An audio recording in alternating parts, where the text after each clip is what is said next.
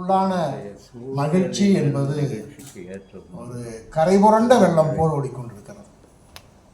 குறிப்பாக கவிக்கோருடைய அந்த வாழ்க்கை சித்திரம். நான் ஒரு மணி நேரம் குறைந்து போய் உட்கார்ந்திருந்த நேரம், அந்த நேரம் ஆவணப்படத்தினுடைய தொடக்க காட்சியே கதவு திறக்கிறது. கதவு திறந்துவிட்டு உள்ளே போய்த்தான் படம் விரிகிறது. இறுதி காட்சியில் அந்த கதவு மூடப்படுகிறது. நாம் மூடப்பட்ட கதவுக்குள்ளே இருக்கிறோம். நாம் எல்லோருமே உள்ளே இருக்கிறோம். ஆனால் கதவு வெளியே மூடி இருக்கிற மாதிரி ஒரு நல்ல நினைவோடு அந்த படம் நமக்கு முடிஞ்சிருச்சு. உள்ளபடியே இப்படி ஒவ்வொருவரையும் ஆவணப்படுத்த வேண்டும் என்கிற ஒரு பெரிய அவாவை இந்த படம் உள்ளபடியே எனக்குள் தோற்றுவித்திருக்கிறதாக நான் கருதுகிறேன்.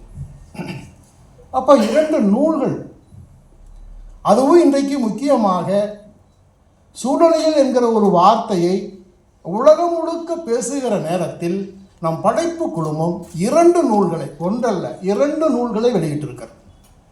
அது ஒன்று பூமியின் மூலப்பத்திரம், இன்னொன்று சோறு. 2 நூலுக்கும் சூழ்நிலையில் தொடர்பு இருக்கு.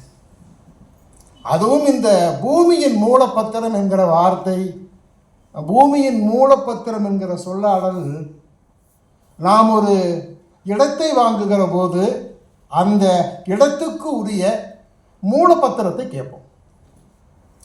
அதுதான் இந்த இடம் யாருக்கு, இதுக்கு முன்னே யாருக்கிட்ட இருந்துச்சு, யாருக்கிட்ட இருந்து வாங்குச்சுன்னு கேட்குற ஒரு இடமாக மனிதர்களுடைய மனதில் பூமி என்பது ஒரு உற்பத்தி கருவியாக, இன்னும் சொல்ல போனால் வணிகமாக வாங்க விற்கிற ஒரு பொருளாகவே இருக்கிறது.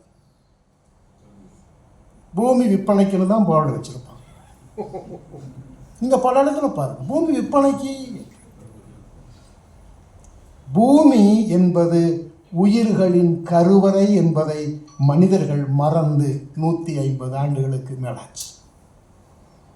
இப்போ நம்ம அந்த புத்தகத்தின் பூமியின் தலைப்புன்னு போட்டிருக்கோம். இதில் குறிப்பாக இன்னைக்கு பேசு பொருளாக எது இருக்கு? உலகிலே பல்வேறு படைப்பாளிகள், அதுவும் சூழ்நிலையில் சார்ந்து எழுதுகிற பேசுகிற படைப்பாளிகளுக்கு மத்தியில், அதுவும் 20, 50, இன்னும் 30 ஆண்டுகளில் இந்த பூமியில் மனித குலம் வாழுமா வாழாமா? அவ்வளவு நெருக்கடிக்குள்ளே நம்மை கொண்டு வந்து சேர்த்து இருக்கிறது காலம். இந்த ஆண்டுதான் காலநிலை மாற்ற விசா, கிளைமேட் சேஞ்ச் விசான்னு ஒரு சின்ன சின்ன தீவு நாடுகள் தர ஆரம்பித்திருக்கிறது. அதுவும் இந்த ஆண்டு 2025 என சொல்லுகிற இந்த ஆண்டினுடைய தொடக்கத்திலிருந்து காலநிலை விசா. இனி சில தீவுகளில் மக்கள் வாழ முடியாது. ஆஸ்திரேலியா போன்ற நாடுகளுக்கு பக்கம் இருக்கிற தீவுகள் எல்லாம் கடலில் மூழ்கி கொண்டிருக்கிறது. அந்த மக்கள் வாழ்வதற்கு சூழல் அகதிகள். புதிய வார்த்தை தான் அதெல்லாம். போர் வந்தால், ஒவ்வொரு நாட்டில் போர் வந்தால், ஒரு நாட்டில் பஞ்சம் வந்தால் அந்த நாட்டை விட்டு மக்கள் போவது ஒன்று. ஆனால் இயற்கை பேரிடரால், இயற்கை தந்த நிலம் இயற்கையே வாங்கிக் கொள்வதால் மனிதர்கள் விசா கொடுத்து காலநிலை விசா வாங்கி வேறொரு நாட்டுக்கு புலம்பெயர்கிற காலச்சூழலில் இப்படியான நூல்கள் வாசிக்கப்படுவதும் பேசப்படுவதும் காலத்தின் அவசியம் என்று கருதுகிறேன். நண்பர்களே, ஆனந்த் அம்பானியினுடைய கையிலே கட்டப்பட்டிருக்கிற ஒரு கடிகாரத்தினுடைய விலை 331 கோடி ரூபாய். ஐயோ ஐயோ, உண்மைதான். அவரோட வாட்சி பிரியரும் கூட. பார்த்தீங்களா, ஒரு கோபம் வரணும். ஆனந்த் அம்பானியினுடைய கையிலே கட்டப்பட்டிருக்கிற வாட்சிக்கு 331 கோடி ரூபாய். கொஞ்சம் பணத்தை கொண்டு வந்து பிருந்தா சாரதியை போல், கொஞ்சம் பணத்தை கொண்டு வந்து வசந்தகாலனை போல் நல்ல டைரக்டர் இடத்தில் கொடுத்தால் நல்ல படங்கள் 10 படங்கள் எடுத்து எல்லோருக்கும் கொடுப்பார்களே என்று நான் யோசிக்கிறேன். பாண்டி பஜாரில் 50 ரூபாய்க்கு கூட கடிகாரம் கிடைக்கிறது.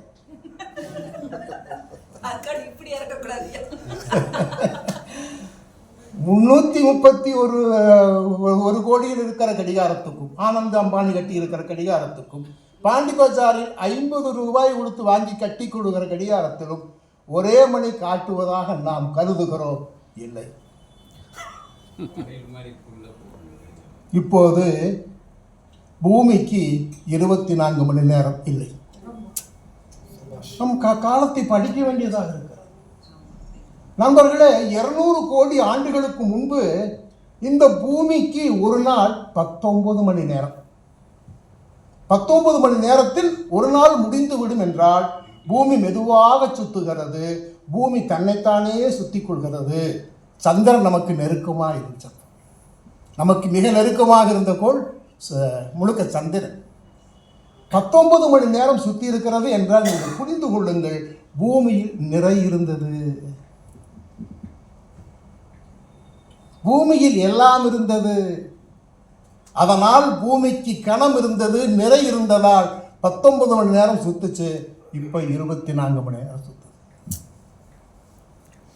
இது இனி ஒவ்வொரு நாளும் கூடலாம், குறையலாம், வேகமாக சுழற்றி தேவையில்லாத சிலவற்றை தூக்கி எறியலாம். இதெல்லாம் நிகழலாம் என்கிற நம்பிக்கை தான் இன்றைக்கு. இன்னொரு 25 ஆண்டுகள் கழித்தால் மனிதகுலம் இந்த பூமியில் தப்பி பிழைக்குமா என்கிற எல்லா செய்திகளுக்குள்ளும் நமக்கு தொடர்ந்து வர்ற செய்திகளாக இருக்கு. இந்த நேரத்தில் இப்படியான புத்தகங்கள் ரொம்ப முக்கியம். ரொம்ப முக்கியம். இந்த புத்தகத்திலே பல செய்திகள்லாம் நிறையா நம்ம பார்த்துருக்கோம். பெரும்பாலும் இந்த பூமியினுடைய நில நகர்வுக்கு காரணம் பனி உருகி இப்போது கடல் மட்டம் உயர்வது தான். அதுவும் பிருந்தாசாரதியினுடைய கவிதைகளிலிருந்து பல்வேறு மேற்கோள்கள். ஒரு சின்ன கவிதையை 3 வரி கவிதை எடுத்துக்கொண்டு அதற்கு ஒரு 4 பக்கம் 5 பக்கம் கோள்கள அவர்கள் ஒரு பெரிய விரிவுரையாக ஒரு 3 வரி கவிதைக்குள் என்ன அவர் பேச வருகிறார் என்பதை விரித்து விரித்து எழுதுகிற போது நமக்கு உள்ளபடியே வியப்பாக இருக்கிறது. அந்த நூலை நீங்கள் கட்டாயம் வாசிக்கவும் வேண்டும். இந்த காலம் ரொம்பவும் மோசமாகத்தான் இருக்கிறது. அதுவும் குறிப்பாக ஒவ்வொரு நாடும், குறிப்பாக இந்தோனேசியா நாட்டில் 1 இப்போ 7 மாதம் முடிகிறக்குள்ள 160 பூகம்பங்களை ஒரு சின்ன தேசம் பார்த்துருக்கிறது. நிலநடுக்கம் என்றால் 160 நிலநடுக்கத்தை ஒரு சிறிய தேசம் பார்க்கிற வாய்ப்புகளை இந்த காலம் நமக்கு உள்ளபடியே கொடுத்திருக்கிறது. ஒவ்வொரு நாடும் நீர் இல்லாத நாடு. அதுவும் காபூல், ஆப்கானிஸ்தானில் இருக்கிற காபூல் தலைநகரம் ஓராண்டுகளுக்குள் 61 லட்சம் மக்களுக்கு மட்டும் இருக்கிற தலைநகரான காபூலில் தண்ணீர் இருக்காது என்று ஒரு அரசை அறிவிக்கிற அளவுக்கு நமக்கு வளங்கள் இல்லை. ஒரு 3 விஷயத்தை இந்த புத்தகத்துக்குள்ள மூலப்பத்திரத்துக்குள்ள பேசி முடிச்ச போதும் நான் நினைக்கிறேன். ஒன்று, பூமிக்கு எடை குறைஞ்சிருச்சு. 19 மணி நேரம் சுற்றிய பூமி 24 மணி நேரம் சுற்றுவதற்கு எது காரணம்னா அதனுடைய நிறை குறைஞ்சி போச்சு. என்ன நிறை குறைஞ்சிச்சுன்னா முதலில் தண்ணீர் என்கிற நிலத்தடி நீர் குறைஞ்சிச்சு. நிலத்தடி நீர் என்பது மனித கண்டுபிடிப்பில் மிக மோசமான கண்டுபிடிப்பு. அதுதான் நிலத்தடி நீர் என்பது பூமி நம்ம எப்படி வாகனத்துக்கு அடிக்கிற இன்ஜின் ஆயில் மாதிரி. நிலத்தடி நீர் மக்களின் நீர் அல்ல. நிலத்தடி நீரை மனிதன் பயன்படுத்த தொடங்கி பூமியில் இருந்து மேலே இருந்த அந்த தண்ணீரை கீழே விட்டு சேர்த்து விட்டான். தண்ணீரை மனிதன் என்ன வேணாலும் செய்ய முடியும். தண்ணீரை காசுக்கு விற்கலாம், தண்ணீர் எது வேணாலும் செய்ய முடியலாம். ஆனால் தண்ணீரை மனிதன் ஒருவரும் உற்பத்தி செய்ய முடியாது. தண்ணீரை மனிதன் உற்பத்தி செய்ய முடியாது, ஆனால் விற்பனை செய்ய முடியும். இப்போ தண்ணீர் வளம் நிறைய கீழே தண்ணியை கீழே இறக்கிட்டான். இன்னொன்று மின்சாரம். நிறைய பல்புகளெல்லாம் கண்டுபிடிக்கிறோம். இப்போ அவ்வளவு நிறைய பல்புகள் கண்டுபிடிக்கிறான். மின்சாரத்தை நிறைய உபரியாக செலவு பண்ணுறான். மின்சாரத்தை ஊதாரியாகவும் செலவு செய்கிற எல்லா திட்டமும் மனிதனிடத்தில் இருக்கிறது. ஆனால் நிலக்கரியை மனிதனால் உற்பத்தி செய்ய முடியாது. இன்னொன்று, நிறைய வாகனங்கள், ஏராளமான வாகனங்கள் வந்துருச்சு. இப்போ விதவிதமான வாகனங்கள் வந்திருக்கு. எவ்வளவு வாகனங்கள் விதவிதமாய் வந்தாலும் அந்த வாகனங்கள் ஓடுவதற்கான பெட்ரோலை இயற்கை தர வேண்டும். பெட்ரோலை மனிதனால் உற்பத்தி செய்ய முடியாது. மனிதனால் உற்பத்தி செய்ய முடியாத 3 ஆற்றல்களை சற்றேறக்குறைய 80 விழுக்காட்டுக்கு மேல் தீர்த்ததால் தான் பூமியின் வேகமும் பூமியின் சுழற்சியும் மாறி இருக்கிறது என்பதை புரிந்து கொண்டாலே சுற்றுப்புறத்தை எவ்வளவு மனிதன் தன் தேவைக்காக ஒரு 150 ஆண்டுகளில் அழித்திருக்கிறான் என்று நீங்கள் உள்ளே இந்த புத்தகத்துக்குள்ளே அப்படியான செய்திகள் இருக்கு. நிறைய சினிமாக்காரன் இருக்கிறதுனால ஒரு விஷயத்தை சொல்லி முடிச்சா எப்படி இருக்கும்னு பார்க்கிறேன். ஆவணப்படத்தை நம்ம பார்த்தோம். நிகழ்படம்னு ஒரு படம் இருக்கு. இப்போ புதிய துறை அது. நிகழ்படம் என்பது நிகழ்ந்தவற்றை அப்படியே காட்சிப்படுத்துவது. தொடர்ந்து 4 ஆண்டுகளாக பனி உருகுவதை, பெங்குவின் பறவையை ஒரு காட்சிப்படுத்தி கொண்டே இருக்கிறார். இந்த வீட்டில் வைக்கிற கேமரா மாதிரி இருக்குது. என்னவெல்லாம் நடக்கிறது, பனி எந்த காலத்தில் எவ்வளவு வேகமாக உருகுகிறது, உருகுகிற போது அங்கே வாழுகிற உயிரினத்தில் மிக முக்கியமான அந்த உயிரினமான பெங்குவின் பறவை என்ன பாடுபடுது அப்படிங்கிறது நிகழ்படம். முதல் என்ன பண்ணுது, எந்த காலத்தில் முட்டை வைக்க வேண்டும், எந்த காலத்தில் முட்டை வைக்கக்கூடாது என்பதெல்லாம் பெங்குவின் பறவையின் மரபணுவில் ஊறியிருக்கிற விஷயம்.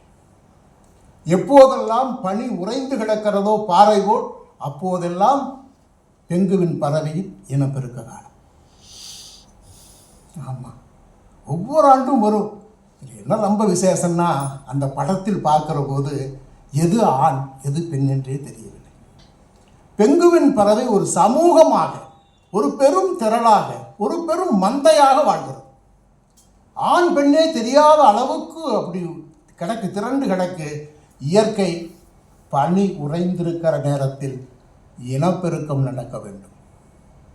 பனி நிலத்துக்கு புதிய உயிர் பூமிக்கு வர வேண்டும். அது எல்லா உயிர்களினுடைய தேவை. அது பெண் பறவைக்கு இந்த பின்னாடி 2 தூவிகள் வரும். ஆனால் வண்ணத்தில் 2 தூவி வந்துடும்.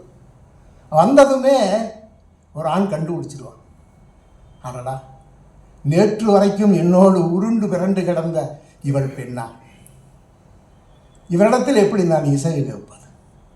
பறவைகளிடத்திலே இசைவு கேட்காமல் நெருங்க முடியாது. எப்படி கேட்பது, இசைவை கேட்பது என்று யோசித்த ஒரு ஆண் பறவை இருக்கவே இருக்கு கூழாங்கற்கள்.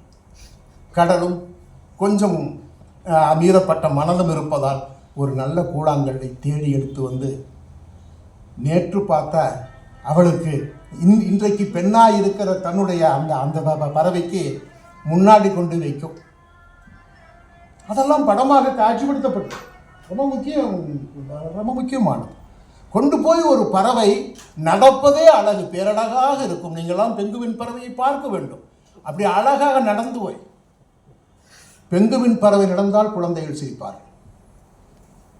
குழந்தைகள் சிரிக்கிறார்கள், பெங்குவின் பறவை நடந்தால் குழந்தைகள் சிரிக்கிறார்கள் என்பதற்காகவே சார்லின் சார்பின் பெங்குவினை போலவே நடந்து குழந்தைகளை சிரிப்பு காட்டினார். நாவலும் கலைஞர் அவர். அப்படித்தான் நடப்பார் அவர். அப்படி ஒரு பறவை ஒரு கல்லை தூக்கி வந்து ஒரு பெண்ணிடத்திலே வைக்கும். அந்த பெண் கல்லை பார்க்கிறான். யார் கொண்டு வந்தா பார்க்கிறான். கல்லை பார்த்து விட்டு கல்லையும் பார்த்து கொண்டு வந்தவனையும் பார்த்து கல்லும் பிடித்து போய் கொண்டு வந்தவனும் பிடித்து போனால் அதை வாங்கி தன்னுடைய மடியிலே வைத்துக் கொள்ளும். மடியிலே வைத்துக் கொண்டதும் ஒரு பெண் என்னை ஏற்றுக்கொண்டாள் என்கிற பெரிய சந்தோஷத்தில் அது ஒரு குட்டிக்கரணம் அடித்து விட்டு போய் இன்னொரு கல்லை தூக்கி வந்து இன்னொரு கல்லை தூக்கி வந்து கொடுத்து அதையும் வாங்கி அது தன்னுடைய மடியிலே வைத்துக் கொள்ளும். இப்படி ஓடி போய் மிகுந்த சந்தோஷத்தில் ஒரு 10-15 கூழாங்கல்லை தேடி தேடி கொண்டு வந்து தன்னுடைய அன்பு பரிசாக கொடுக்க அந்த 10-15 கல்லையும் வாங்கி ஒரு வட்டம் கட்டி வட்டத்தின் மீது ஏறி நின்று 2 இனப்பெருக்கம் செய்து வட்டத்துக்குள் ஒரு முட்டையிட்டு 2 பறவையும் மாறி மாறி அடைகாத்து ஒரு குஞ்சு பொரித்ததும் நல்ல மீன்களாக போய் ஆழ்கடலில் நீந்தி நல்ல மீன்களை, சத்துள்ள மீன்களை கொண்டு வந்து கொடுத்து ஊட்டி பனி நிலத்துக்கு ஆண்டுக்கு ஒரு பறவையை கொண்டு வந்து சேர்ப்பது பெங்குவினின் கடமை. இப்போ என்னாச்சு? மரபணுவில் இருந்த பனி உருகும் காலம் மாறி போச்சு. முட்டை வைக்குது, காதல் நடக்குது. இதே காதல் தான். கூழாங்கல் ஒரு காதல் சின்னம், இவ்வளவு அழகான ஒரு சின்னம், காதல் சின்னம். நாம் எல்லாம் ரோஜா பாவை நீட்டுகை போல கல்லை நீட்டியே காதல் செய்கிற ஒரே பறவை பெங்குவின் என்று நீங்கள் நாளைக்கு எழுதலாம். இப்போ எல்லா வேலையும் நடக்குது. மொட்டு வச்சு மாறி மாறி அடைகாத்து கொண்டிருக்கிற போது பனி உருகத் தொடங்குது. நிகழ்படத்திலே அதை காட்சியாக காட்டுகிறார். பனி உருகி கொஞ்சம் கொஞ்சமாக பனி உருகி இந்த முட்டையை தூக்கி அப்படியே கடலுக்குள் வீசி விடுகிறது. ஓராண்டுக்கு வர வேண்டிய பெங்குவின் போச்சு. எல்லா பறவைகளும் யோசிக்கிறது. சரி, ஆண்கள் இன்னும் கொஞ்சம் முன்னாடியே கல் தூக்க தொடங்கிட்டான். ஒரு முன்னெச்சரிக்கை தான். ஏன்னா பனி அது கீழே உருகுதல்லவா. அதுக்கு முன்பே கல்லை தூக்கி தொடங்கிய போது அதுக்கு முன்பாகவே தூவிகள் கொஞ்சம் உடைக்க தொடங்கியதும் கல்லோடு போய் காதலை பெற்றுவிட்டு, அதுவும் கருணையோடு காதலை பெற்றுவிட்டு கல்லை கொடுத்து வட்டமாக இருக்கும்போது கொஞ்சம் முன்னாடி இருக்கிறாங்க. நல்ல வேலை அடைகாத்து குஞ்சு வந்தாச்சு. அப்படி காட்சி பதிவாகுது. கண்ணு இல்லை, கண்ணு திறக்கலை, கண்ணு மூடி இருக்கு. ஆனால் கண்ணு மூடிய அந்த குஞ்சை பனிப்பாறைகள் சட சட சடன்னு அப்படி சரிவு உருகுதலெல்லாம் போச்சு. எந்த காலத்தில் பனி உறையும், எந்த காலத்தில் பனி உருகும் என்று தன்னுடைய மரபணுவில் பதிவான எல்லா பதிவுகளையும் பெங்குவின் பறவை விட்டுச்சு. அப்படியே சடசட என்ற சரிந்து கண்விழிக்காத குஞ்சை தூக்கி கடலில் வீசி விடுகிறது. அடுத்த ஆண்டு இயற்கை தூவி வர வைக்கிறது பெண்களுக்கு. ஆண்கள் கல்லை தூக்கப் போகிறார்கள். பெண்கள் எல்லாம் சேர்ந்து சொல்கிறார்கள், ஆண்களே ஆண்களே, இனிமேல் கூழாங்கல்லை தூக்கி வராதீர்கள். அவ்வளவுதான். கூழாங்கல்லை தூக்கி வராதீர்கள். ஒவ்வொரு சந்ததியும் புதிய சந்ததியை, பூமிக்கு வர வேண்டிய புதிய சந்ததியை கடலுக்கு காவு கொடுப்பதற்கு நாங்கள் தயாராக இல்லை என்று தாய்மை உணர்வோடு அந்த ஆதி பறவை, குறிப்பாக பனிநிலத்தில் வாழ்ந்து பரகிய ஆதி பறவை புதிய தலைமுறையை பூமிக்கு கொண்டு வராமல் இருக்கிறது நண்பர்களே என்பதுதான் பூமியின் மூலப்பத்திரம் போன்ற புத்தகங்களுக்கான மிகப்பெரிய சாட்சியாக இருக்கிறது. ஆக நம் தலைமுறையை, புதிய தலைமுறையை இந்த பூமியில் உள்ளபடியே வாழ வைப்பதற்கான அறச்செயல்களை, அறவாழ்வை, குறிப்பாக மருத்துவர் சிவராமெல்லாம் அதுதான் பேசி வருகிறார். நானும் நம்மாழ்வாரும் மருத்துவர் சிவராமன் எல்லாம் தமிழ்நாட்டின் மூளை முழுக்க எல்லாம் பேசியது தற்சார்பு வாழ்க்கை, அற வாழ்க்கை. இந்த பூமியில் நடக்கிற பேரிடரை நம்மால் தடுக்க முடியாவிட்டாலும் பரவாயில்லை, கொஞ்ச நாளைக்கு தள்ளி போடலாம் என்கிற நல்லுணர்வோடு தான் தொடர்ந்து பேசி வருகிறோம். உங்களுடைய செவியும் அதற்காக காத்திருக்கிறது. நல்ல நூலை பற்றி பேசுவதற்கு என்னுடைய அன்புக்குரியவர்கள் உட்கார்ந்திருக்கிறார்கள். முதலில் என்னை உள்ளபடியே பேசச் செய்து எனக்கு வாய்ப்பளித்த உங்களுக்கு நன்றி கூறி முடிக்கிறேன். நன்றி, வணக்கம். அழகிய தாலாட்டில் காதலை தந்த சதாசிவம் ஐயாருக்கு நன்றி. அவர் பேசும்போது ப்ரொஃபஸர் மாதிரியே பார்த்துட்டு இருந்தார். ப்ரொஃபஸர், உங்ககிட்ட வேலை வேணும் ரெக்கமெண்டேஷன் பண்ண மாட்டேன் சார், அதே சமயத்தில் மருந்து வேணும்னு ரெக்கமெண்டேஷன் பண்ண மாட்டேன், சோறு சாப்பிடாதன்னு மட்டும் சொல்லுங்கன்னு சொல்லிட்டு டாக்டர் கு சிவராமன் அவர்களை பேச அன்போடு கேட்டுக்கொள்கின்றேன். சோறு நூலை குறித்து.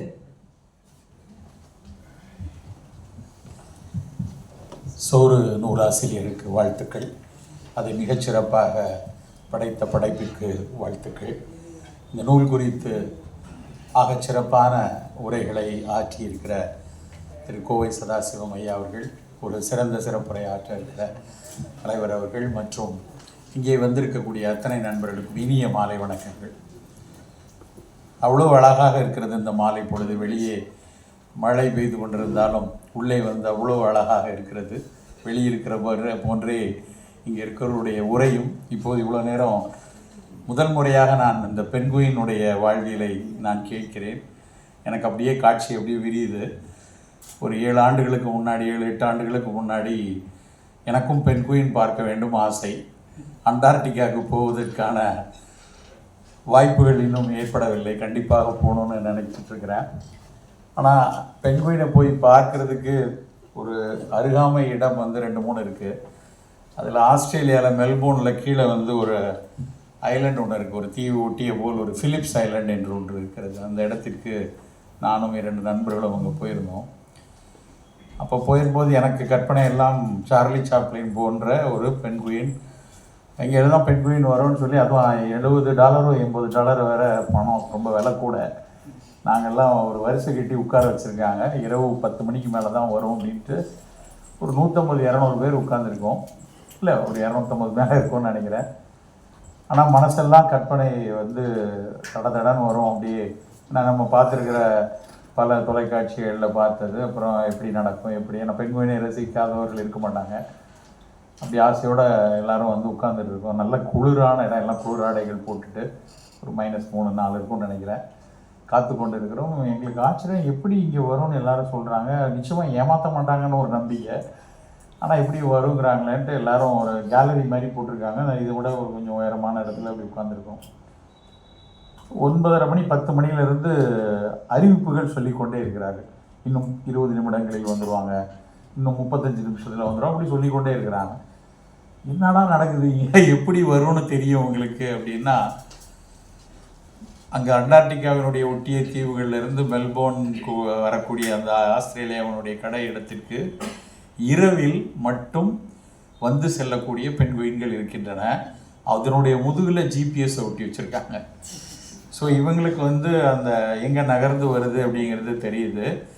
ஆனால் நாங்கள் எதிர்பார்ப்பது போல் சார்லி சாப்ளினோ இல்லை அவருடைய சின்னத்தம்பி அளவுக்குலாம் வரல. 1/2 அடி உயரத்தில் இருக்கக்கூடிய பெண்குயில்கள் ஏராளமாக உள்ள ஓடிடுது. ஒரே லைட்டெல்லாம் ஆஃப் பண்ணிடுறாங்க, அது வெளிச்சத்தில் திரும்பி விடக்கூடாது என்று. அவை கரைக்கு வந்த உடனே பளிர்னு வெளிச்சத்தை போட்ட உடனே அவை எல்லாம் பார்க்கறதுக்கு நம் காலுக்கு அடியில் உள்ள அந்த கேலரி மாதிரி இடத்துல உள்ளே வந்து அந்த பக்கம் வாகனங்களை நிறுத்தியிருக்கிறோம். அப்புறம் அறிவிக்கிறான், வாகனங்களை யாரும் டக்குன்னு எடுக்காதீங்க, கொஞ்சம் நேரம் வெயிட் பண்ணுங்கள், ஏன்னா அவை திரும்பவும் திரும்பிடும் அது வரைக்கும், ஏன்னா வாகனங்களுக்கு அடியில் சிக்கிக்கொள்ளக்கூடாது என்று. ஸோ அப்படி பார்த்த பெண்குயினில் அடுத்த முறை பார்க்கும்போது தூவி கொண்ட பெண்குயில் இருக்கிறதா என்று பார்க்க வேண்டும், கூழாங்கல்லுடன் கண்டிப்பாக. ரொம்ப ரொம்ப அவ்வளோ அழகாக இருக்குது. அதே போல் ஆர்டிக்கில் வந்து ஆர்டிக் துருவத்தில், இங்கே அண்டார்டிகாவில் பெண்குயின் மாதிரி ஆர்டிக் துருவத்தில் இருக்கக்கூடிய மிக மிக அழகிய பறவை வந்து பஃபின்ஸ் அப்படிம்பாங்க. அந்த பஃபின்ஸ் இன்றைக்கு பார்க்கணுன்னா அது ஒரு சில இடங்களை, மிக அதிகமாக இருக்கிற இடம் ஐஸ்லாந்து. நான் ஒரு பயண விரும்பி, எங்கே போனாலும் சுற்றிக்கிட்டே இருக்கணும்ன்ட்டு பஃபின் பார்க்க வேண்டும் என்பதற்காகவே நான் ஐஸ்லாந்து போனேன். ஐஸ்லாந்தின் ஆர்டிக் ஓரம், ஆர்டிக் சீ இருக்குது, ஆர்டிக் கடல், அதை ஒட்டி இருக்கக்கூடிய ஐஸ்லாந்தினுடைய வட கடற்கரைக்கு அங்கே வந்து அதனுடைய தலைநகரம் ரஜோவிக் அப்படிங்கிற இடம். ரஜோவிக்கில் மட்டுமே 1.25 லட்சம், மொத்தமே அங்கே 2.5 லட்சமாக நம்ம தான் மக்கள் தொகை. அந்த ரஜோவிக்குங்கிற இடத்துலையே 1.25 லட்சம் மக்கள் இருக்காங்க. மீதி சுற்றி இருக்க எல்லாம் சேர்ந்து ஒரு 70,000 மக்கள் தான் இருக்காங்க. ஒரு பெரிய நிலப்பரப்பு, இங்கிலாந்தை விட பெரிய இடம் அந்த ஐஸ்லாந்து. ஆனால் ஐஸ்லாந்தில் இன்றைக்கும் பெண்குயினை பார்க்கணும்னு எப்படி நம்ம ஆசைப்படுறோமோ அதே மாதிரி அந்த பஃபின் பறவையை பார்க்க வேண்டும் என்று. அது மிக மிக குளிரான பகுதி. இருந்தாலும் வாகனத்தை ஓட்டி கொண்டு, ஒரு காரை வாடகைக்கு எடுத்து ஓட்டி கொண்டு ஒரு 1000-1200 கிலோமீட்டர் குறுக்க மலையும் தாழ்மா போய் அங்கே போய் பார்த்தா அங்கேயும் எழுதியிருக்கிறார்கள், இவர் சொன்ன அதே இதுதான், பஃபின் குறைந்து கொண்டிருக்கிறது. இதே கிளைமேட் சேஞ்சினால், இதே மாதிரி அங்கே ஆர்டிக் உருகுவதனால பஃபின்ஸ் வந்து பெரும்பாலும் தண்ணிக்குள்ளே இருக்கிறது, கொஞ்ச நேரம் தான் கரைக்குள்ளேயும் இதுக்குள்ளேயும் வந்துக்கிட்டு இருக்கு. மிக மிக குறைவாக, அதுவும் இவ்வளோண்டு சின்ன பறவை தான், அவ்வளோ அழகாக ஒரு பூப்பந்தினுடைய பெரிய பூப்பந்து போல் இருக்கக்கூடிய ஒரு பறவை இனம். ஒரு முட்டை $1000 விற்று கொண்டிருக்கானுங்க. அது இன்னொரு சோகம். இங்கிலாந்தில் வந்து அப்போ அவங்க உள்ள பூந்தப்பெல்லாம் வந்து வழக்கம் போல் இந்த காண்டாமிருக கொம்பு இதுக்கெல்லாம் ஆண்மை பெருக்கி இருக்குன்னு சொல்லி ஒரு கூட்டம் ஓடுது இல்லையா, அதே மாதிரி பஃபினுடைய முட்டைக்கு வந்து பெரிய இதுன்னு சொல்லி நிறையா அதை அழித்திருக்கிறார்கள். ரொம்ப ரொம்ப இந்த மாதிரி செய்திகள் கொடுக்கக்கூடிய ஒரு ஆனந்தம் ஒரு பக்கம், ஒரு வலி ஒரு பக்கம். இந்த தலைப்பே வந்து ஒரு கவித்துவமான தலைப்பு. நான் அந்த சோறு புத்தகம் அழைப்பிதழ் வரும் பொழுது தான் இந்த தலைப்பை நான் பார்த்தேன். இந்த தலைப்பை பார்த்தோன்னே எனக்கு அவ்வளோ இதாச்சா, எப்படி யோசிச்சிருக்காங்க நூலாசிரியர் வந்து மூலப்பத்திரம் அப்படிங்கிற சொல் வந்து. அதான் கோவை சதாசிவம் அவர்களும் மிக அழகாக சொன்னாங்க. நம்ம மறந்துட்டோம், பூமியினுடைய மூலத்தை நாம் மறந்துருக்கிறோம், எத்தனை விஷயத்தை இழந்து கொண்டு இருக்கிறோம் அப்படிங்கிறத மறந்து போய் தான் வந்து இன்றைக்கி அத்தனை அட்டூழியங்களும் நடந்து கொண்டு இருக்கிறது. கிட்டத்தட்ட வரலாற்றாளர்கள், அறிவியலாளர்கள் எல்லாருடைய கருதுகோள்படி பூமியின் கடைசி காலத்திற்கு வந்திருப்பது போல ஒரு உணர்வைத்தான் தொடர்ச்சியாக எல்லாரும் எழுதி கொண்டிருக்கிறார்கள். ஒரு சிலர் அதை மறுக்கிறாங்க, அறிவியல் ரீதியாகவும் மறுக்கிறாங்க. ஆனால் பெரும்பாலானவருடைய கூற்று வந்து நம்ம பிழைகள் கூடிக்கொண்டே சென்று இறுதி காலத்துக்கு நோக்கி போகிறோம் என பல தரவுகளோடு நிறுவுகிறார்கள். அதில் வந்து மிக மிக முக்கியமாக நடக்கக்கூடிய சிக்கல்கள் நடக்கக்கூடிய ஒரு இடம் உணவு அப்படிங்கிறதுனால அதை கொஞ்சம் விரித்து பார்க்க வேண்டிய ஒரு கட்டாயம் இருக்கிறது. விளாடிமிர் மில் என்று நினைக்கிறேன், சரியாக அந்த பெயரை தேடினா அதுக்குள்ளே எனக்கு கிடைக்கல. விளாடிமிர் மில், அதாவது how to feed the world அப்படின்னு ஒரு புத்தகம். அந்த புத்தகத்தை இணையத்தில் பெருசாக எழுதியிருந்தாங்க, நல்லா இருக்குது, வாங்கி படிக்கணும் அப்படின்னு சொன்னப்போ அதை நான் ஆர்டர் பண்ணி வாங்கி படித்தேன். அதில் ஒரு சாப்டரில் உள்ள வரிசையில் ஒரு கேள்விகள் நல்லா இருந்தது. அவர் எழுதியிருக்கிறது வந்து எத்தனையோ உணவுகள் இருக்குது, இப்போ ஒரு பக்கம் சாப்பாடு இருக்குது, ஒரு பக்கம் பஞ்சம் இருக்கிறது, ஒரு பக்கம் நிறைந்து வழிகிறது, இன்னொரு பக்கம் பகிர்தல் இல்லாமல் பட்டினியிலும் பஞ்சத்திலும் இருக்காங்க. இது எப்படி நிறுவுவது என்பதை பல தரவுகளோடு அந்த புத்தகத்தை எழுதியிருக்கிறாரு. அதில் ஆனால் ஒரு சாப்டர் என்ன எழுதுகிறாரு அப்படின்னா, அது ரொம்ப முக்கியமான ஒரு விஷயம். எத்தனையோ பயிர்கள் இருக்குது, கிட்டத்தட்ட அவர் சொல்கிறாரு ஒரு 2 லட்சம் தாவர பயிர்கள் நம்மளுடைய உணவில் சாப்பிடக்கூடிய பயிர்களாக இருக்குது. அதில் ஒரு 3000 பயிராவது வந்து டொமஸ்டிசைஸ் பண்ணதுக்கான வாய்ப்புள்ள பண்ண பயிர்கள் இருக்குது. ஆனால் ஒட்டுமொத்த உலகமும் வெறும் ஒரு 12-13 பயிர்களை தான் ஸ்டேபிள் ஃபுட்டாக, வெஜிடேரியன் செக்ஷனில் அந்த ஒரு 12-13 பயிர் நம்ம சாப்பிடக்கூடிய சோளமாக இருக்கட்டும், கம்பாக இருக்கட்டும், இது மாதிரி சிறுதானியங்களோ இல்லை அரிசி, கோதுமை இதெல்லாம் இருக்குது. எல்லாத்துக்கும் மேலே நிற்கிறது வந்து கோதுமையும் அரிசியும். இந்த ரெண்டும் வந்து தான் நிற்குது. அவர் வந்து இந்த மாதிரி டொமஸ்டிசைஸ்டு கிராப்ஸை பற்றி அவர் எழுதுகிறார். டொமஸ்டிசைஸ்டு அனிமல்ஸை பற்றி நம்ம படிச்சிருக்கோம். அது நம்ம மனிதன் தன்னுடைய வாழ்வியலுக்காக வந்து ஒரு டொமஸ்டிசைஸ் பண்ணி கொண்டு வந்தது. எத்தனையோ விவசாயத்துக்கு பயன்பட்டது, உணவாக பயன்பட்ட விலங்குகள், அது ஒரு பக்கம் இருக்குது. தாவரங்களில் அந்த டொமஸ்டிசைஸ் பண்ணப்பட்ட இதில் தலையாய தாவரங்கள் வந்து அரிசியும் கோதுமையும். இந்த டொமஸ்டிசைஸ் பண்ணப்பட்டதுனால ஏற்பட்ட விளைவு என்ன அப்படிங்கிறது தான் எனக்கு ரொம்ப அதில் பிடிச்சிருந்தது. எவ்வளவுக்கு எவ்வளவு அது மனிதன் தனக்கான ஒரு உணவாக ஆக்கி தன் சுவைக்கும் தன் பசிக்கும் தன்னுடைய வாழ்வுக்கு வசதியாக அதை டொமஸ்டிசைஸ் பண்ணதில் அத்தனையும் இனிப்பாகிறது அப்படின்னு எழுதுறாரு. எல்லா பயிரினங்களும், எல்லா பழங்களும், எல்லா தாவரங்களும், எல்லா புட்களும், இதெல்லாம் புட்குடும்பம் தானே, நெல்லாக இருக்கட்டும், கோதுமையாக இருக்கட்டும், இதெல்லாம் இயல்பாக விளைந்த போது பல சுவைகளோடு இருந்தது. பல சுவைகளில் பிரதானமாக கசப்பும் துவர்ப்பும் கலந்து இருந்தது. டொமஸ்டிசைஸ் பண்ண அது இனிப்பாக மாறி ரொம்ப ரொம்ப குளுக்கோஸ் அதிக கண்டென்ட் உள்ள ஒரு விஷயமாக வந்தது தான் கொஞ்சம் கொஞ்சமாக இன்றைக்கி நோய் கூட்டம் பெரிய அளவில் கூடுனதுக்கான மிகப்பெரிய காரணம். சோறு என்கிற ஒரு விஷயத்தை சொன்ன உடனே பெரும்பாலான நவீன மருத்துவர்கள், எங்களை போன்ற மருத்துவர்களும் நிறைய கொஞ்சம் அச்சத்தோடையே பார்க்கக்கூடிய காலத்துக்கு நம்ம வந்துட்டோம். அது உண்மை. ஏன்னா வந்து அரிசி இன்னைக்கு வந்து எந்த அளவுக்கு நம்ம வந்து கிட்டத்தட்ட ஒரு 10,000 வருஷமாக நம்ம பயன்படுத்திக்கிட்டு இருக்கிற ஒரு உணவில் ஸ்டேபிள் ஃபுட்டில் ஒன்று. ஆனால் கடந்த ஒரு 60-70 வருஷமாக, இன்னும் 100 வருஷம் வச்சுக்கலாம், 60-70 வருஷங்கிறது இன்னும் கொஞ்சம் துல்லியமாக இருக்கும், மிக தொடர்ச்சியாக பல நோய் கூட்டங்களுக்கு காரணியாக இந்த வெள்ளைச்சோறு அமைந்திருக்கிறது என்பது அறிவியல் பூர்வமாக உறுதிப்படுத்தியிருக்கு. அப்போல்லாம் செய்யாத நோயவா இப்போ கொடுத்துருச்சு, இது எல்லாரும் கேட்கக்கூடிய ஒரு வேலை. அன்னைக்கெல்லாம் எல்லாரும் 4 வேளையும் சோறு தானே சாப்பிட்டாங்க. அன்றைக்கெல்லாம் சர்க்கரை வியாதி வரல, இன்றைக்கி வந்து சோறு சாப்பிட்டா வந்துடும் ஏன் சொல்கிறீங்க அப்படிங்கிற ஒரு கேள்வி சாமானியன் பல பேரும் கேட்கக்கூடிய ஒரு கேள்வி. ஆனால் அன்னைக்கு சாப்பிட்ட சோறு வேறு, இன்றைக்கி சாப்பிட்ட சோறு வேறுங்கிறத தான் சோறு புத்தகம் நிறைய இடத்தில் தொடர்ச்சியாக எழுதியிருக்கிறது. அவங்க வந்து வெறுமன தட்டையாக இந்த நூலை அணுகலை. நான் அந்த புத்தகத்தை மிக ரசித்து படித்தேன். நான் வந்து கிட்டத்தட்ட எனக்கு தெரிஞ்சு செப்டம்பர் மாதம் 2023 ஒரு 25 கட்டுரை அனுப்பியிருந்தாங்க.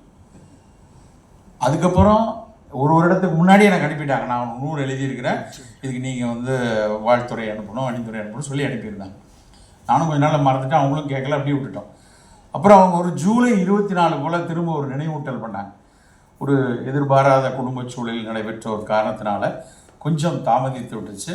இன்னும் 10-12 கட்டுரைகள் எழுதியிருக்கிறேன், அதை இணைத்து அனுப்புகிறேன் அப்படின்னு அவங்க எழுதும்போது நவம்பர் 2024 நவம்பர் மாதம் ஒரு கடிதம் வருது. நான் இன்றைக்கு தான் முதலில் லீலா அம்மாவை பார்க்கிறேன். இது வரைக்கும் பதிலாக அவங்க வந்து வாட்ஸ்அப்பில் தான் அவங்க அனுப்பியிருந்தாங்க.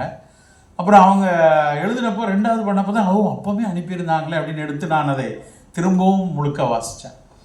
அப்புறம் நவம்பரில் அதை எழுதி அந்த கட்டுரை எழுதிட்டு அதுக்கப்புறம் ஒரு பிப்ரவரி ஒரு மார்ச் கிட்ட இருக்கும்னு நினைக்கிறேன். அப்போ திரும்பவும் எனக்கு நினைவூட்டல் பண்ணாங்க. தாமதமே இல்லை. பொதுவாக நூல் அணிந்துரை கேட்கும்போது எனக்கு கொஞ்சம் பயமாக இருக்கும். ஏன்னா முழுமையாக படிக்கிறதுக்கு நேரம் இல்லாமல் ரொம்ப ரொம்ப சிக்கலாயிரும். பல வேலைகளில் இருக்கிறதுனால தாமதப்பட்டு கொண்டே இருக்கும். ஆனால் சோறு புத்தகத்தை நான் 2 தடவை படிச்சிட்டேன். அது ஆச்சரியமாக எனக்கு அமைஞ்சது. ஏன்னா எனக்கு ரொம்ப ஒட்டிய, நான் பேசி கொண்டிருக்கிற விஷயத்தை ஒட்டிய, எனக்கு நிறைய தரவுகள் கொடுத்த புத்தகமாக நான் அந்த சோறு நூலை பார்க்கிறேன். நிறைய அதில் வந்து அவங்க ரொம்ப பிடிச்ச ஒரு விஷயம், அதை தான் உட்கார்ந்து கூட எடுத்து பார்த்தேன். 27 வகையான அருந்துதலை அவங்க எழுதியிருக்காங்க. தமிழ் நூலில் ஒரு சாதாரணமாக நம்ம தர்க்கங்கள் பண்ணும்போது சொல்லுவோம், மருந்தன வேண்டாமாம் யாக்கைக்கு, அந்த பாடல்கள் எல்லாம் அருந்துதல் அதுதான் அற்றின்னு சொல்லியிருக்காங்க. அப்போ சாப்பாடை அருந்துதல் அப்படின்னு சொல்லும்போது அதை எப்படி சாப்பிட வேண்டும் என்று வள்ளுவர் சொல்லியிருக்கிறார். அப்படிங்கும்போது அந்த அருந்துதல் மாதிரி 26 வகை அவங்க சொல்கிறாங்க. ஆனால் ஒரு இடத்துல மட்டும் 2 சொல்லை ஒரே எண்ணுக்குள்ளே கொடுத்துட்டாங்க. நான் அதை 27ன்னு எடுத்துக்கிறேன். 27 வகையில் அவர்கள் வந்து தூய்த்தல், மாந்தல், அப்படி நிறைய வார்த்தைகளை வந்து தமிழ் மூல நூல்களிலிருந்து எடுத்து இப்படியெல்லாம் ஒரு உணவை சாப்பிடணும். ஒரு மருத்துவராக நான் யோசிக்கும்போது ஒரு உணவை இப்படியெல்லாம் சாப்பிட்றதில்லை. இப்போ நம்ம சாப்பிட்றதுக்கு பேர் விழுங்குதல். கபக்குன்னு விழுங்குறோம். ஆனால் 27 விழுங்குதல் சொல்லியிருக்காங்கன்னா தெரியல. ஆனால் விழுங்குதல்லாம் நிறைய நடக்குது. அசை போடுதல் கூட அதில் இருக்குது. மாடு தான் அசையலை, நம்மளும் சில உணவை அசைத்து சாப்பிடணும். சில விஷயத்தை வந்து அருந்தி நீராக சாப்பிட்றது மாதிரி, நாவில் நக்கி சாப்பிடுதல், நீரில் உறிஞ்சி சாப்பிட்றோம் இல்லையா, அது ஒரு இதை போடுறாங்க. இப்படி அத்தனைக்கும் இலக்கியத்திலிருந்து தரவுகள் எடுத்து அதை எழுதியிருக்காங்க. ஆனால் இன்றைக்கி நம்ம அத்தனையும் வந்து வேகமாக விழுங்கக்கூடிய ஒரு விஷயம் வச்சுட்டோம். ஆனால் அந்த 27 வகையில் நம்ம சாப்பிட்டா நம்மளுடைய மெட்டபாலிசம் எப்படி இருக்கும் அப்படின்னு யோசிச்சு பார்த்தோம்னா நிச்சயமாக வேறுபட்டு தான் இருக்கும். ஏன்னா நம்ம உணவின் ஒரு ஒரு டைஜஷன் ஆரம்பிக்கிற இடம் நிறைய பேர் நினைக்கிற மாதிரி குடல்லையோ சிறுகுடல் இல்லை, வாய் உமிழ்நீரில் ஆரம்பிச்சிடும். உமிழ்நீரில் இருக்கக்கூடிய அந்த சலைவரி அமைலேஸ் கரெக்டாக வேலை செஞ்சால் தான் அது நம்ம சாப்பிடக்கூடிய உணவை அப்படி கூறுகளாக உடைச்சி அந்த அமைலேஸ் அப்படிங்கிற விஷயம் வந்து அமைலோஸ் அப்படின்னு நம்ம சாப்பிட்ற அரிசியில் இருக்கிற குளுக்கோஸ் வந்து அமைலோஸ். அந்த அமைலேஸ் உடைக்க ஆரம்பிச்சிடும், வாயிலே உடைக்க ஆரம்பிச்சிடும். இப்போ நீங்கள் வாயில் உடைக்க முடியாத ஒரு சோறு கைக்குத்தல் அரிசி. கைக்குத்தலாக இருந்ததுன்னா பல் கடித்து அதை அரைச்சி நீங்கள் மெல்ல முடியாது, அதை மென்னுக்கிட்டே இருக்க முடியாது. நீங்கள் அது ஒரு உடைச்சி அது முழு மாவு ஆகிறதுக்கு முன்னாடி அது வந்து உணவு குழலுக்கு வந்து இறப்பைக்கு வந்துடும். அதே வெள்ளை பச்சை பட்டை தீட்டுன்னு ஒரு அரிசியாக இருந்ததுன்னா பல் கடித்த உடனே அந்த அமைலோஸ் வந்து அந்த சலைவரி அமைலோஸால் அங்கே அப்சார்ப்ஷன் கூட ஆரம்பிச்சிடும். இதுதான் அதில் உள்ள நொறுங்க தின்றால் 100 வயது. அந்த வார்த்தையை பல வகையில் அது எதுக்காக சொன்னாங்க கூட தெரியல. ஆனால் ரொம்ப ரொம்ப ஆழமான விஷயம். ஒரு நொறுக்கி பற்களால் கடித்து அதை வந்து மெல்ல சவைச்சு அந்த உமிழ்நீரோடு கலந்து உள்ளே போகும்போது அதனுடைய மெட்டபாலிசம் ரேட்டில் மாறும். ஸோ ஒரு உணவை அது அதனுடைய ஸ்ட்ரக்சரில் அது வந்து எவ்வளவுக்கு எவ்வளவு கடினமாக இருக்கிறதோ, எவ்வளவுக்கு எவ்வளவு அதில் வந்து பிற சுவைகள் கலந்து இருக்கிறதோ அதை பொறுத்து அதனுடைய கிளைசமிக் இண்டெக்ஸ் கொஞ்சம் மாறுபடும். ரொம்பலாம் மாறுபடாது, கொஞ்சம் மாறுபடும். ஆனால் கொஞ்சமாக காலையிலையும் மதியமும் இரவும் கொஞ்சம் மாறி அது லோ கிளைசமிக்காக இருந்ததுன்னா அது சர்க்கரை வியாதி மட்டும் இல்லை, இரத்த கொதிப்பு மட்டுமல்ல, புற்றுநோய் மட்டுமல்ல, உடல் எடை குறைப்பு வரைக்கும் அத்தனைக்கும் பயன்படுகிறது என்பதுதான் இன்றைய அறிவியலுடைய மிக மிக ஆணித்தரமாக நிரூபித்து சொன்ன ஒரு விஷயம். அப்போ ஒரு சோறு என்கிற இந்த நூலில் அவங்க பட்டியலிடுறாங்க எத்தனை நெல் ஜெயராமன் ஐயா பதிந்து வைத்த 1,40,000.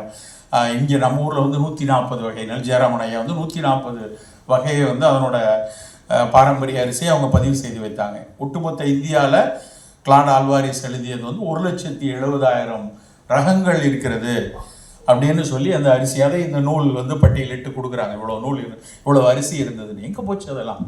இப்போ ஒரு விபத்து பார்த்தோமே, பூரி ஜெகநாதர் ஆலயத்தில் வந்து அந்த தேர்களுக்கு போது அந்த ஆலயத்தில் அந்த ஜெகநாதர் அப்படிங்கிற அந்த கோயிலில் தினம் தினம் வந்து அவங்க வந்து படையலுக்கு, சாமிக்கு படையலுக்கு வந்து அன்றைக்கு பயிராகி வந்த ஒரு அரிசியில் வச்ச அந்த நெல்லில் தான் அவங்க சமையல் செஞ்சுருக்காங்க, சாமிக்கு பிரசாதம் பண்ணியிருக்காங்க.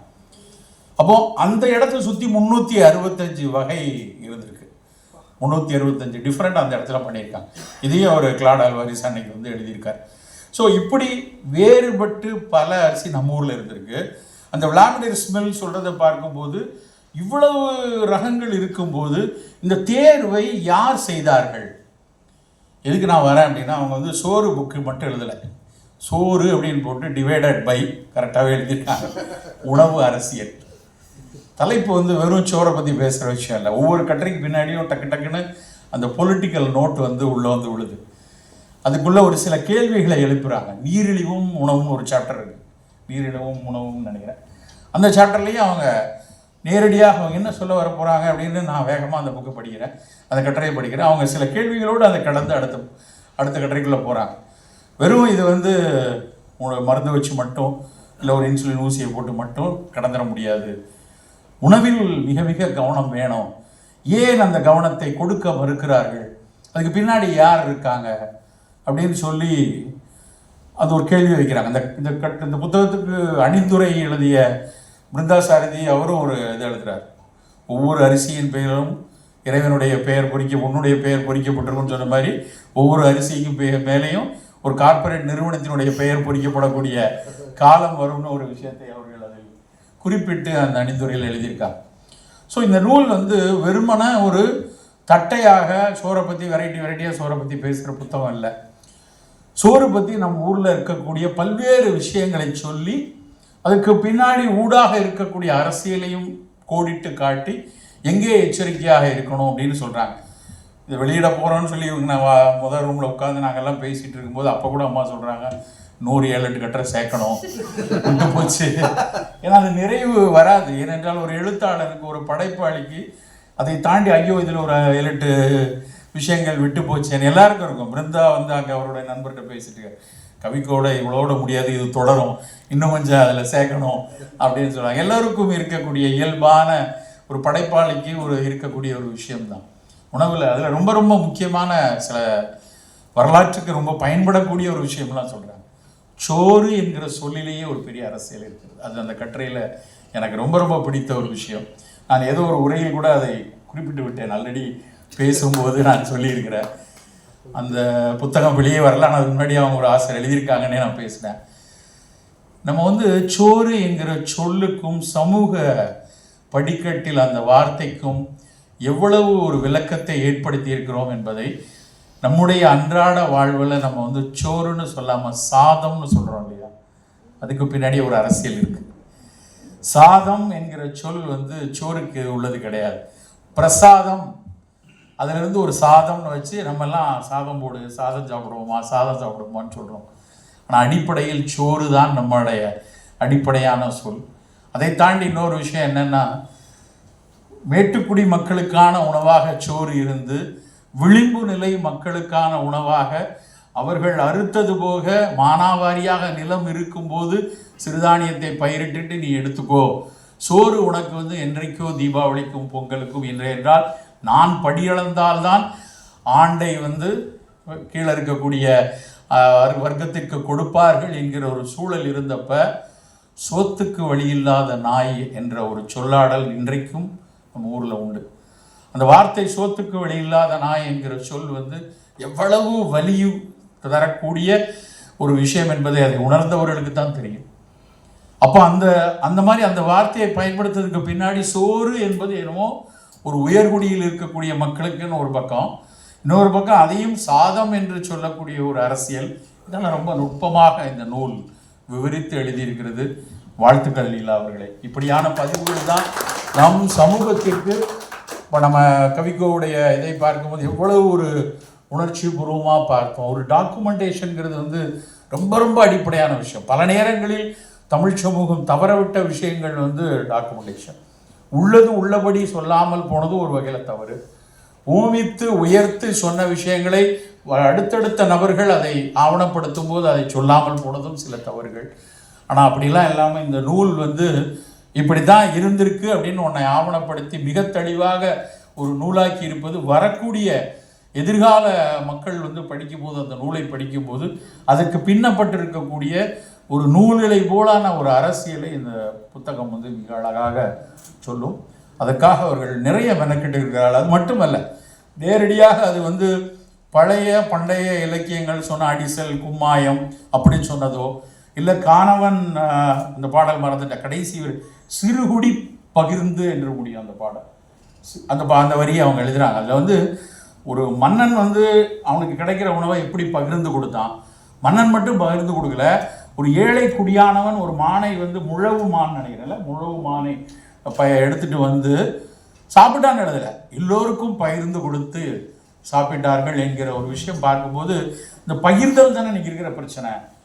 அந்த பகிர்தல்ங்கிற வார்த்தையை நினைத்து பார்க்கும்போது ஒரு அமெரிக்காவில் ஒரு நாளைக்கு, அமெரிக்காவில் ஒரே ஒரு நாள் நட்சத்திர விடுதிகளில் வீணாக்கப்படக்கூடிய உணவு இருக்கு இல்லையா, பஃபே சாப்பிட்றாங்க, 100 சாப்பாடு இருக்கும், 100 சாப்பாடில் ஏதோ ஒரு 5 அல்லது 10% சாப்பிடுவாங்க, மீதி 95% கொட்டுறாங்க இல்லையா. அந்த ஒரு நாள் அமெரிக்காவில் கொட்டப்படக்கூடிய ஒரு உணவு சப்சகாரன் நாடுகள், சகாரா பாலைவனத்தை சூழ்ந்திருக்கக்கூடிய 23 நாடுகளின் ஒரு வருட உணவு தேவைக்கு இந்த விவரத்தை படிச்சேன்னா எப்படி வலிக்குது நமக்கு. ஆனந்த விடலே ஏதோ ஒரு இடத்துல ஒரு தடவை ஒரு கட்டுரை, ஒரு கதை படிக்கும்போது ஞாபகம் இருக்கு. ஒரு பருக்கையினுடைய இதை கவிஞர் ஏதோ எழுதியிருப்பார் நினைக்கிறேன். ஒரு பருக்கை விழுந்துரும் வெளியே, அவங்க அப்பா வந்து அதை கீழே போடாதரா எடுத்துரு சாப்பிடுவாங்க. ஒரே ஒரு பருக்கை தான். அந்த பருக்கைக்கு பின்னாடி உன் தட்டில் இந்த பருக்கை சோறு பருக்கை ஒரு தட்டுக்கு வருதுன்னு அதுக்கு பின்னாடி எவ்வளோ பேருடைய உழைப்பு இருக்கு. இங்கே ஒரு ஏழை விவசாயி தன்னுடைய தாலி முதற்கொண்டு அடகு வைத்து அதற்கு வந்து அந்த அரிசியை வந்து பயிராக்குவதற்காக அந்த விதை நெல்லை வாங்கி அதை பயிராக்கி அதுக்கப்புறம் எத்தனையோ கடன்பட்டு கஷ்டப்பட்டு அதை வந்து சாகுபடி பண்ணி அதை மிக கைகட்டி வணிகருக்கு விற்று, வாயடைத்து வணிகருக்கு விற்று, அப்புறம் அந்த வணிகர் அதை வந்து இன்னொரு வணிகருக்கு கொடுத்து, அது கடை வீதிக்கு வந்து, கடையிலிருந்து சிறு கடைக்கு வந்து, அங்கிருந்து உங்கள் வீட்டில் யாரோ ஒருவர் வாங்கி கொண்டு வந்து அதை அம்மா வந்து அதில் அலசி சோறாக்கி, எத்தனை பேருடைய வேலை இருக்கிறது. இவையெல்லாம் கடந்து வந்த ஒரு பருக்கையை நீ போய் கீழே போட்டேன்னா என்னோட அர்த்தம் அப்படின்னு அந்த கதையை எழுதிடும். எனக்கு இப்போவும் ஞாபகம் இருக்குது. நான் 30 வருஷம் முன்னாடியே 35 வருஷம் முன்னாடி படித்தது எங்கள் அம்மா எனக்கு காமிச்சது படி அப்படின்னு சொல்லி கொடுத்தாங்க. அப்போது ஒரு சின்ன விஷயத்தை வீணாக்குவது இன்றைக்கி எவ்வளோ வீணாக்குறாங்க. அந்த வீணாக்குற விஷயம், நான் ஒரு முறை என்னுடைய ஒரு நண்பர் ஒருத்தங்க வீட்டுக்கு போகிறேன். அங்கே வந்து எனக்கு வந்து ஒரு சிரப், இதே மாதிரி ஒரு சிரப் மாதிரி ஒரு இதை கொடுத்தாங்க. டாக்டர் இது ஒரு பழச்சாறு, இது குடிங்க அப்படின்னு கேட்டாங்க. ஊத்தட்டா அப்படின்னாங்க. என்ன பழம் அப்படின்னா, அப்போ இது வந்து கோக்கம்னு பேர். இது குடம்புளின்னு நம்ம ஊரில் சொல்கிறோம் இல்லையா, அந்த குடம்புளியுடைய சாறு. இது இந்த ஊரில் இந்த மலபார் ஏரியான்னு சொல்லலாம், கொங்கன் ஏரியாவில் ரொம்ப ஃபேமஸ் அது. இது நல்ல மிகச்சிறப்பானது. எனக்கு கொடுக்குறாங்க. எனக்கு ஆசை குடிச்சு பார்க்கணும். அவங்க உடனே டக்குன்னு அந்த ஒரு பாட்டிலில் கொடுத்தாங்க. கடகடன்னு குடித்தேன். ஒரு நல்ல வழக்கம் போல் வேகமாக குடிச்சிட்டு அதை வச்சுட்டேன் அந்த பாட்டில். அந்த பாட்டில் கீழே அந்த டம்ளாரினுடைய ஒரு 2 ml அல்லது 3 ml வந்து அதில் ஒட்டியிருக்கும். அப்படி கீழே வச்சுட்டேன். கொஞ்சம் போல தான் இருந்து மீதி வச்சுட்டு அவங்க பேச்சு உரையாடல் சுவாரஸ்யம் போயிட்டுருக்கு. அந்த அம்மா வந்து வயசான பெண்மணி, அவங்க வந்து என்கிட்ட வந்து டாக்டர் குடிச்சிட்டிங்களா? குடிச்சிட்டேன் அப்படிங்க. இல்லை கொஞ்சம் மீதி இருக்குது அப்படின்னா. இல்லைங்க குடிச்சிட்டேன் அப்படின்னா. பாருங்கள் ஒரு இடத்துல இப்படி காமிச்சேன். இல்லை போதும் அப்படின்னா. போதும்னு சொல்லாங்க. நான் உங்கள்கிட்ட கேட்டு தான் ஊற்றுனேன். எவ்வளோ ஊற்றுனோன்னு சொன்னேன். நீங்கள் எப்படி இவ்வளோன்னு மீதி வைக்கலாம், என்னடா இப்படி கேட்குறாங்க. இது நடந்து ஒரு 20 வருஷம் இருக்கும். உடனே எடுத்து நான் இதுக்கு 9க்கு அப்படின்னு சொல்லி வேகமாக ஊற்றி கொடுத்தேன். உடனே அந்த அம்மா என்கிட்ட சொன்னாங்க, டாக்டர் அது ஒரு கனி, ஒரு பழம், அது ஒரு பர்பஸ்க்காக வந்து ஒரு சார் எடுத்து இப்படி வந்திருக்கு, தயவுசெய்து இப்படிலாம் வீணாக்காதீங்க. நான் மருத்துவமனை அவங்கள பார்க்க தான் போயிருக்கேன். ரொம்ப முக்கியமான விஷயம் என்னென்னா, அந்த அம்மா வந்து மகாத்மா காந்தியோட கொள்ளு பேத்தி. எனக்கு வந்து அதை நான் மறக்கவே மாட்டேன். என் பிள்ளைகிட்ட, என் நண்பர்கிட்ட, எல்லார்ட்டையும் சொல்லிட்டு இருப்பேன், எவ்வளவு தேவையோ அது மாதிரி எடுத்துக்குவோம், ஒரு சொட்டை கூட வீணாக்க வேண்டாம் நம்ம. அது எதுக்கு? அது ஒரு பெரிய படிப்பனை. அந்த அம்மா எனக்கு கற்றுக் கொடுத்த ஒரு படிப்பனை. எங்கள் அம்மா பருக்கைக்கு சொல்லிக் கொடுத்த மாதிரி இந்த அம்மா எனக்கு இதில் சொல்லிக் கொடுத்தாங்க. ஸோ உணவு மிக மிக நுட்பமான பல விஷயங்களை உள்ளடக்கிய ஒன்று. அதை பகிர்தலாக இருக்கட்டும், அதை வந்து பாதுகாப்பாக வைக்கிறதா இருக்கட்டும், அதை பகிர்ந்து கொடுக்கறதா இருக்கட்டும், அதுக்கு பின்னாடி இருக்கிற பல அரசியல்கள் வந்து திரும்ப திரும்ப திரும்ப பல பேர் இந்த சிறுதானியங்களை வந்து நம்மாழ்வார் ஐயாவும் நானும் பல முறை பேசியிருப்போம். நான் சொல்ல 25 வருஷம் முன்னாடி அவங்கள்ட்ட பேசி கொண்டிருக்கும் போது, எங்களுக்கு வந்து சிறுதானியத்தை நான் முன்னிறுத்தியதற்கான முதன்மை காரணம் வந்து அது லோ கிளைசிமிக்கு, இல்லைன்னா ஹை ஃபைபர், இல்லைன்னா டயபெட்டிக்கு நல்லது, இரும்பு சத்து கம்புல அதிகங்கிறதெல்லாம் ரெண்டாவது. முதலில் நான் சிறுதானியத்தை நம்மாழ்வார் ஐயாவிடம் கற்றுக்கொண்டது என்னென்னா, 1 கிலோ அரிசியை பயிராக்க வேண்டும் என்றால் 2500 லிட்டர் தண்ணி வேணும். 1 கிலோ சிறுதானியத்தை பயிராக்கணும்னா 1 லிட்டர் தண்ணி போதும். அப்போ நீருக்காக போராடி கொண்டிருக்கிறோம். இங்கே சிறுதானியம் இன்றைக்கு கொஞ்சம் மாறிடுச்சு. அன்றைக்கு பை டிஃபால்ட் ஆர்கானிக், அதுக்கு எந்த உரமும் கிடையாது, எந்த பூச்சிகளும். இன்றைக்கி 90% அப்படி தான். சில பேர் பயன்படுத்துவதாக கேள்வி வருகிறேன். ஆனால் பை டிஃபால்ட் ஆர்கானிக். ஸோ பூமிக்கு அடியில் இருக்கக்கூடிய மண்புழுவுக்கோ பாக்டீரியாவுக்கோ நுண்ணுயிருக்கோ எந்த சேதமும் செய்யாத ஒரு பயிர். அதுக்கப்புறம் அதுக்கு தண்ணீர் சிக்கல் இல்லை. அதுக்கெல்லாம் தாண்டி கோபால்ங்கிற ஒரு அறிஞர், அவர் வந்து நேஷனல் இன்ஸ்டியூட் ஆஃப் நியூட்ரிஷனுடைய டைரக்டராக இருந்த ஒரு சின்ன புத்தகத்தை தற்செயலாக படிக்க நேர்ந்தது. 35 ரூபா அந்த புக்கு. இன்றைக்கும் இருக்குது. அது வந்து தெய்வம் மாதிரி அந்த புத்தகம். NIN publication. இப்போ அது ஃப்ரீயாகவே கிடைக்குது, பிடிஎஃப்பில் போட்டிருக்காங்க. அதில் தான் வந்து அந்த கோபால்ங்கிற டாக்டர் எழுதியிருக்கிற புத்தகத்தில் முழுக்க இந்தியன் நியூட்ரிஷனல் ஃபுட்ஸ்ன்னு அந்த புத்தகம். அவ்வளவு சிறுதானியங்களினுடைய புரதச்சத்து என்ன, ஃபைபர் என்ன, அது என்னென்னு அவர் எழுதிக்கிட்டே இருக்கார். இதெல்லாம் நம்ம யூஸ் பண்ணாமல் போயிட்டோம். அரிசி வந்ததுலேருந்து இது போயிடுச்சு. அந்த புத்தகத்தை படித்ததுக்கப்புறம் தான் திரும்ப திரும்ப இவ்வளவு நியூட்ரிஷன் இருக்குது அப்படின்னு எடுத்ததுக்கப்புறம், அடிப்படையில் தண்ணீருக்கான சிக்கல் வரக்கூடாது, அது வந்து இயற்கையில் விளைவிக்கக்கூடிய விஷயம், இத்தனை மருத்துவ குணங்களை உடையதுன்னு பேச ஆரம்பித்தோம். இது பட்டாம்பூச்சிக்கு நல்லது, மண்புழுவுக்கு நல்லது, பாக்டீரியாவுக்கு நல்லதுன்னு சொன்னப்பெல்லாம் மக்கள் பெருசாக பார்க்கல. சர்க்கரை வியாதி வராது, புற்றுநோய் வராது, நீ குண்டாக மாட்ட அப்படின்னு சொன்னோடனே அப்படி எட்டி பார்க்க ஆரம்பித்தாங்க. அப்போ இப்படி தாண்டா பேசணும், இனிமேல் வந்து மருத்துவத்திலிருந்து இயற்கைக்கு வருவோம் அப்படின்னு இதை நம்மாழ்வார் ஐயாவும் நானும் பேசியிருக்கிறோம் அறையில். நீ இப்படியே பேசு அப்படின்னு சொல்லி ரிவர்ஸில் பேச ஆரம்பித்தது. இன்றைக்கு நான் தமிழக அரசினுடைய திட்டக்குழுவில் இருக்கிற புள்ளி விவரங்களை பார்க்கிறேன். மில்லியன் டன்னில் சிறுதானியங்கள் பயன்படுது நினைக்கும் போது மனசுக்கு சின்னதாக மகிழ்ச்சி இருக்கிறது. இங்கேயோ ஒரு மண்புழு ஊறிக்கொண்டிருக்கும் போது மகிழ்ச்சியோடு நடந்து கொண்டிருக்கும், எங்கேயோ சில பாக்டீரியாக்கள் சிறப்பாக இருக்கும் என்கிற நம்பிக்கை இருக்கிறது. நண்பர்களே, இப்படியான நூல்களை நாம் கொண்டாட வேண்டும். நம் பரிசு பொருளாக பிறருக்கு கொடுக்கணும். அதை வாசிக்க சொல்ல வேண்டும். சிறு சிறு வாசகர் வட்டங்களில் இதில் இருக்கக்கூடிய சில குட்டி குட்டி கூறுகளை பொறுத்து அந்த சாதம், பிரசாதம், சோறு பற்றி பெரிய விவாத கூட்டம் நடத்தலாம். அதுக்கப்புறம் அதில் இருக்கக்கூடிய பல்வேறு வகை 27 வகையான உணவருந்துதலை பற்றி ஒவ்வொருத்தரிடம் பண்ணலாம். இதை எப்படி சாப்பிடணும், தேனை எப்படி சாப்பிட முடியும், நக்கித்தான் சாப்பிட முடியும். அப்போ ஒவ்வொன்றுக்கு பின்னாடி வந்து ஒரு அதுக்குள்ளே ஒரு அழகியல் இருக்குது, அதுக்குள்ளே ஒரு கவிதை இருக்குது, அதுக்குள்ளே ஒரு சின்ன புதினம் இருக்கிறது. அதை பார்க்க முடியும். அந்த நூலில் ஒரு விஷயம் அப்படி இருக்குது. அப்படியான ஒரு விஷயங்களை நாம் எல்லாம் ஒரு பேசுவதற்கு லீலா அவர்கள் வந்து ஒரு அரசு பணியில் இருந்து அவர்கள் எழுதி எனக்கு முதல்ல அந்த குறுஞ்செய்தி அனுப்புனதுக்கப்புறம் அவங்க யார் அப்படின்னு தெரிந்து கொள்வதற்காக நான் வந்து சும்மா கூகுள் பண்ணி பார்த்தேன். அப்போ தான் வந்து அவங்க வந்து மறைநீர் என்கிற புத்தகத்தை எழுதிய விஷயம் எனக்கு அப்போ தெரியும். அதுக்கப்புறம் அந்த புத்தகத்தை தேடி அவங்க அதை பற்றி எழுதியிருக்காங்க. ஏன்னா விர்ச்சுவல் வாட்டர் வந்து முக்கியமான பொலிட்டிக்கல் பாயிண்ட் அது. அதை பற்றி அவர்கள் இவ்வளோ விரிவாக எழுதியிருக்காங்க. அப்புறம் தான் தெரிஞ்சது அவர்களே ஒரு முக்கியமான பொறியாளர், அந்த நீர்வள துறையிலேயே வேலை செய்து கொண்டிருப்பவர் என்று. அரசின் அப்படியான துறையில் இருந்து கொண்டு இப்படியான ஒரு விஷயங்களை சொல்வது என்பது இதுதான் அறம். இதுதான் தன் இருக்கக்கூடிய இடத்தில் தான் சார்ந்திருக்கிற விஷயத்திலிருந்து உலகிற்கு பல நல்ல விஷயங்களை கொடுப்பது. சோறு மிகச்சிறந்த ஒரு படையல். அனைவரும் புசித்து ரசித்து நாம் சாப்பிட்டு மகிழ்வோம், அனைவருக்கும் பரிமாறுவோம். நன்றி.